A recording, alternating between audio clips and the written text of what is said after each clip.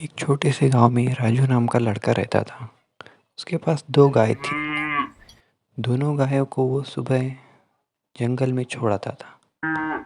दोनों गायें रात को वापस चली आती थी, पर एक दिन ऐसा आया कि उनमें से एक गाय वापस आई नहीं। राजू उस गाय को ढूंढने के लिए जंगल में चला जाता है और जंगल में ज़ोर ज़ोर से आवाज़ लगाता है, लेकिन उसे गाय नहीं दिखती। आखिरकार हार मानकर वो घर आ जाता है। दूसरे दिन गांव का एक आदमी राजू को जंगल की एक चुड़ैल के बारे में बताता है, जो कि पालतू जानवरों को खा जाती है। राजू बेचारा डर जाता है और फिर से जंगल में जाने का निश्चित करता है। दूसरे दिन वो जंगल में जाने की तैयारी कर कर जंगल में जाता है। जंगल में जाने के बाद बहुत ढूंढने पर भी उसे उसकी गाय नहीं मिलती। तीसरे दिन वो अपने दोस्त को लेकर जंगल में जाता है। दोनों मिलकर उसकी गाय को ढूंढते हैं, पर तभी भी उसकी गाय नहीं मिलती। और अगले दिन राजू की दूसरी गाय भी गायब हो जाती है। इससे राजू बहुत चिंता में आता है और अभी ये ठान लेता है कि किसी भी हालत में जंगल से गाय को लेके ही आना है, और वो जंगल में चला जाता है। सुबह से रात हो जाती है, पर तभी भी राजू को उसकी गाय नहीं मिलती। राजू जंगल में ही रुकने का निर्णय लेता है। रात में राजू एक पेड़ के नीचे बैठा हुआ होता है। तभी उसको डरावनी आवाज़ें सुनाई देती है। वो आजू बाजू देखता है और बहुत डर जाता है। जैसे ही राजू पीछे मुड़कर देखता है, बहुत बड़ी चुड़ैल उसके सामने खड़ी होती है। राजू उसे देखकर बहुत डर जाता है और वहीं से भागकर घर आ जाता है। दूसरे दिन उसके दोस्त को यह सारी बात बताता है। उसका दोस्त भी यह बात सुनकर बहुत परेशान होता है। राजू अपनी दोनों गायों को लेकर बहुत चिंता में था। इसकी बात पर राजू का दोस्त बोलता है, कल हम दोनों जाकर आखिरी प्रयास करेंगे। अगर गाय मिली तो ठीक, नहीं तो आगे से हम जंगल में कभी नहीं जाएंगे। दूसरे ही दिन उसका दोस्त और राजू फिर से जंगल में जाने की तैयारी करते हैं। फिर से सुबह से रात हो जाती है, पर उन दोनों को गाय नहीं मिलती। फिर राजू और उसका दोस्त एक पेड़ के नीचे बैठते हैं। फिर से उसी दिन की तरह डरावनी आवाज़ें शुरू होती है, पर इस बार राजू घबराता नहीं है, क्योंकि उसे किसी भी हालत में उसकी गाय वापस लेके जानी थी। एकदम से पेड़ के पीछे से किसी के चलने की आवाज़ आती है। राजू का दोस्त पीछे मुड़कर देखता है तो एकदम से भयानक चुड़ैल उसके सामने आकर खड़ी होती है। राजू का दोस्त बहुत डर जाता है और वहाँ से भागकर गांव में चला जाता है। पर राजू इस बार उस चुड़ैल को ना डरते हुए उसका सामना करने का निर्णय लेता है। राजू उसके सामने खड़ा होकर नीचे की लकड़ी उठाकर उसे मारने के लिए दौड़ता है। तभी वो चुड़ैल आगे आगे दौड़ती है। राजू उसके पीछे पीछे दौड़ता है। एक समय ऐसा आता है कि राजू को लगता है कि चुड़ैल मुझसे डरने लगी है। तभी राजू उसकी तरफ लकड़ी का टुकड़ा फेंक के मारता है। चुड़ैल नीचे गिर जाती है। तभी उसको पता चलता है कि ये चुड़ैल नहीं, एक सामान्य स्त्री है। राजू को देखकर वो चुड़ैल उसे घबराने का प्रयास करती है, पर इस बार राजू नहीं डरता और उससे मुकाबला करने लगता है। राजू को इतना क्रोध में देख चुड़ैल भी डर जाती है और वहाँ से भागने लगती है। तभी राजू सोचता है कि मैं तो इंसान हूँ, लेकिन ये मुझसे क्यों डर के भाग रही है। तभी राजू के मन में एक ख्याल आता है और राजू वहाँ से वापस लौट जाता है और ये सारी हुई बात वो अपने गांव वालों को बताता है। तो गांव वाले दूसरे दिन सब मिलकर जंगल में जाएंगे ऐसा निर्णय बनाते हैं। सारे मिलकर जंगल में अलग अलग जगह छुप जाते हैं। वही जगह राजू जंगल में एक पेड़ के नीचे बैठ जाता है। पीछे से फिर एक डरावनी आवाज़ आती है और फिर से उसके सामने बड़ी सी चुड़ैल खड़ी होती है। तभी वो सभी गांव वालों को आवाज़ लगाता है, तो सभी गांव वाले हाथ में लाठियाँ लेकर तैयारी रहते हैं।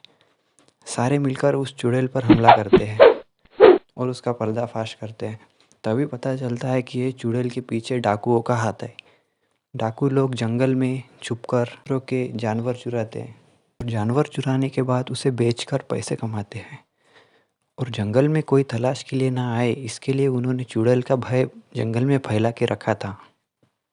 इसी तरह से पूरी डाकुओं की टोली पकड़ी जाती है और राजू तभी भी निराश था, क्योंकि उसे तभी भी उसकी गाय नहीं मिली थी। पुलिस उन डाकुओं से पूछताछ करती है।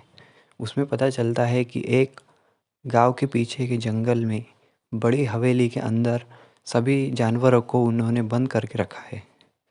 तभी सभी गांव वाले उस हवेली पे जाते हैं। उस हवेली पे जाने के बाद सभी जानवरों को बाहर निकालते हैं, पर बेचारा राजू फिर भी निराश था, क्योंकि उस हवेली में उसके दोनों गायें नहीं थी।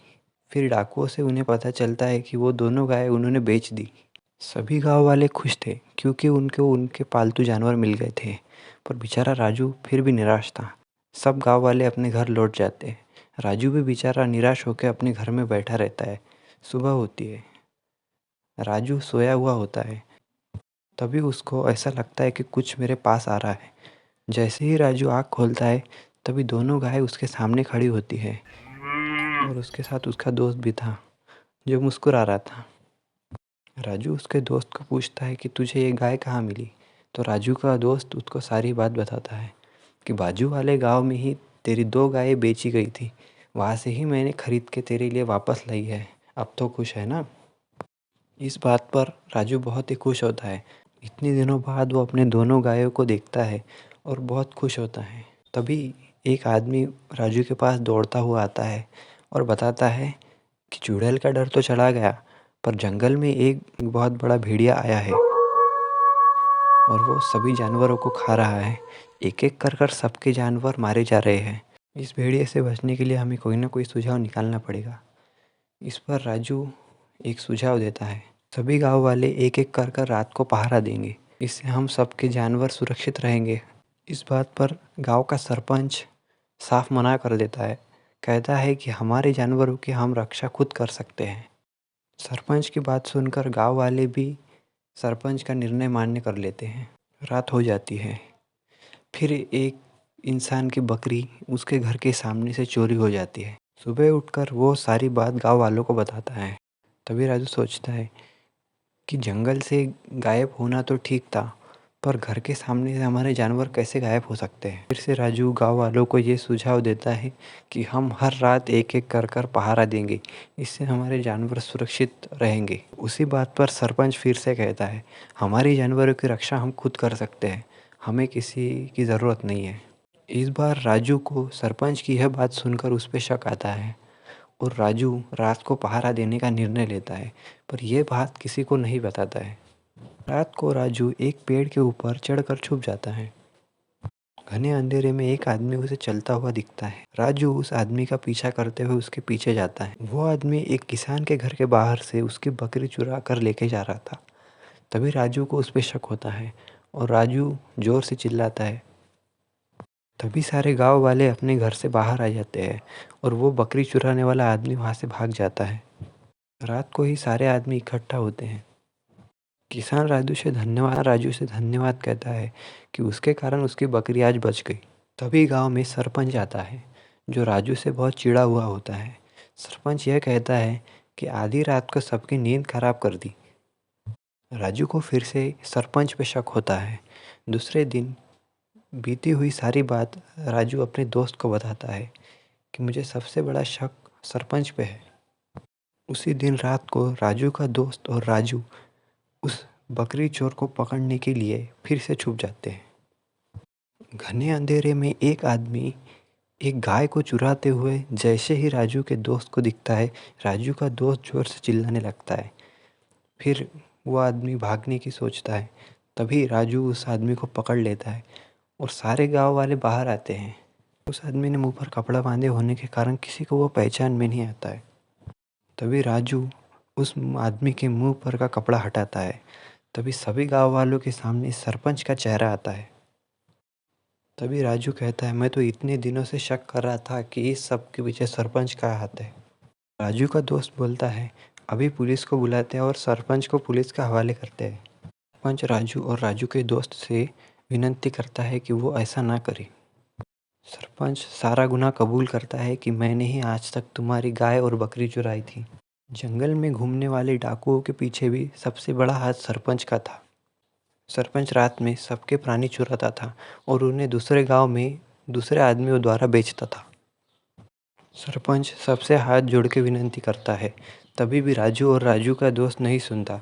पुलिस को बुलाकर सरपंच को पुलिस के हवाले करता है। फिर से एक बार गांव में आया संकट राजू और राजू के दोस्त के कारण दूर हो जाता है। सारे गांव वाले खुश थे क्योंकि उनके गांव का सबसे बड़ा संकट दूर हो चुका था।